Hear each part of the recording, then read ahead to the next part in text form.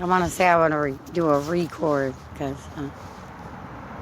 I listened to how I said it and it wasn't as I wanted to say it.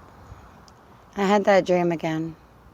Not the same as last time, but this dream was of, I guess you could say, the same nature of things. I was pregnant and I had no clue on what to do. The doctor was advising me I had 3 months left. I was with a friend and I can't recall who she was or what was going on. But I could recall my womb. That feeling of being full, breast swollen, and feeling so excited. Then my alarm went off. I awoke truly tired and I wished to return to that dream. Now, as you know, I never remember my dreams. Only bits and pieces, some phases of recollection. I never feel, that falling feeling anymore. It's as if I can only recall the weird, vivid dreams that I wish to return to. So I may see what they mean. A strange feeling for me. Being pregnant was never an easy task for me to do. But in this dream, I would like to say I was excited for the birth of what was to come. It was a dream, and a dream can make my mind want to understand what is to be. For me to remember as I rouse from my slumber, believe me, people, is a very good thing indeed.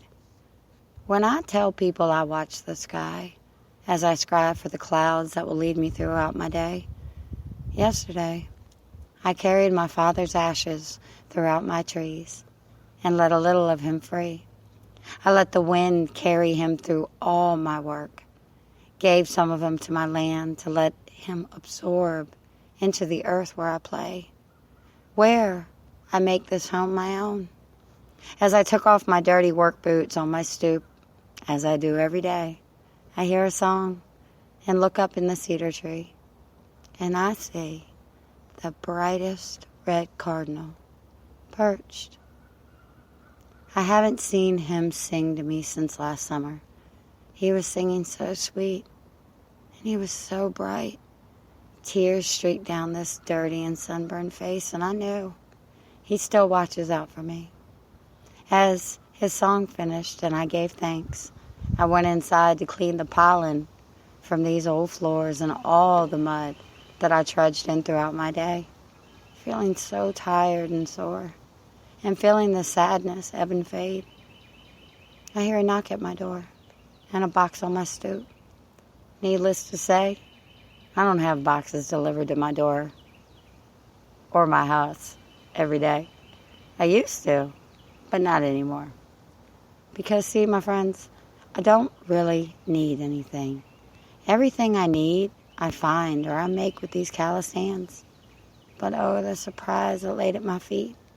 I ripped the box open like a Christmas morning dream, and the tears that had dried fell again and again. I was sitting in my front yard crying like a wounded child, howling for my mother, loving and missing her so much. These birthday gifts she sent made me miss her more. It made me miss the nurturer that my mom always was to me. As I tell people, everything connects. Everything makes us remember when. It's a feeling as we grow old and have children of our own. We forget that we were once children too. That when we were scared, we ran to our parents' room. They were our safety net, our biggest support group. They were our biggest fans, and believe me when I say they still are. They shaped us and made us who we are. I fought so hard as a child to become a different identity than what they wanted me to be. But see, they only wanted me to be whatever I chose to be. They just wanted me to follow through, to finally take the reins that they handed me.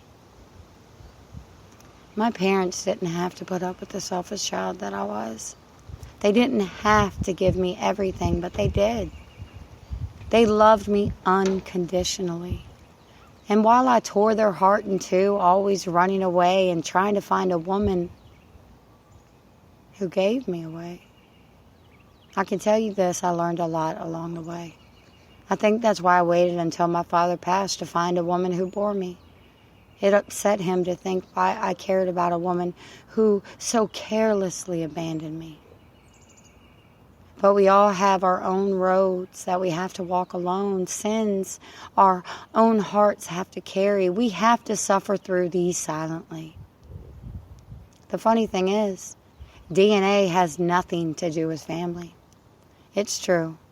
Generational curses do. Cancer, heart disease, diabetes, and looks from broken family trees. But you carry the characteristics and values of the ones that raised you, fed you, clothed you, the ones who held you as you cried, picked you up when your feet could no longer carry you, changed the bandages on all those boo-boos, the ones who stayed even when you left to forge your own way.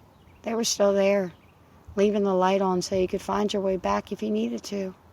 That's family. How some people forget that is beyond me.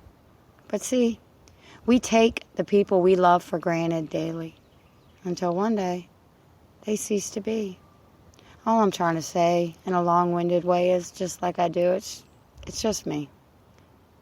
Please, take time to say thank you and remember the ones who loved you when you selfishly forgot to love them back.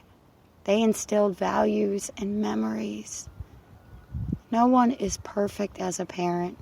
We all make mistakes. We all fall victim to shame. But we learn. We learn from our parents. We learn how to be from the people who we saw work hard so we could become who we are today. So show some gratitude, some love, and say thank you. Thank you for everything you gave me and for making me who I am today. Blessed be, family. Thank you for sharing with me.